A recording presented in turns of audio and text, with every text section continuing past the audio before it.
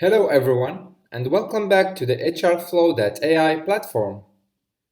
Today, we're going to learn how to add custom tracking data to an API source.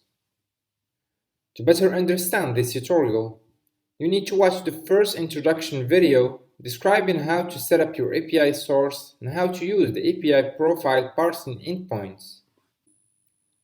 As we saw in the first tutorial, the API source allows you to connect HrFlow.ai with any external API of your choice. In this video, we'll see how to add tags, labels, and metadata when sending profiles to our API source. First, let's head to the API documentation at developers.hrflow.ai. Under threads object, we will find definitions and examples of these three types of tracking data. Labels contain information about a profile stage or rating for a given job. The stage value can be either yes, no, later, or new, while the rating value is between 0 and 1. Notice that you need to specify a job key and a board key when adding a label.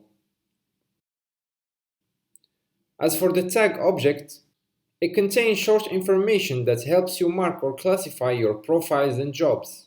Tags are searchable, and you can use the Profile Searching API to search through your pool of candidates. Information to include in tags can be a user IP, a job category, or just a Boolean variable. Tags should not include long or secondary information that is not searchable, like comments. Finally, a good practice for naming tag variables is using snake case, which means replacing spaces with underscores and writing first letters in lowercase. On the other hand, metadata is a set of extra data that gives additional information in order to provide a more accurate description of your profiles. Contrary to tags, metadata information is not searchable. Naming metadata variables using the snake case is also a good practice to follow. To associate custom tracking data with our profiles, we just need to add the relevant objects in the profile parsing request. Let's try this with an example using the Postman tool.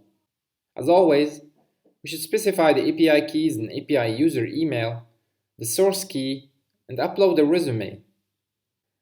In our sync profile parsing request, let's add, for example, a tag object containing a page URL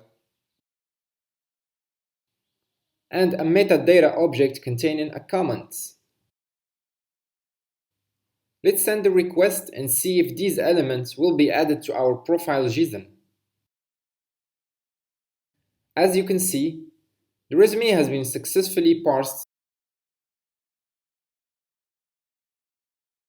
and the tags and metadata that we added are present in the profile JSON.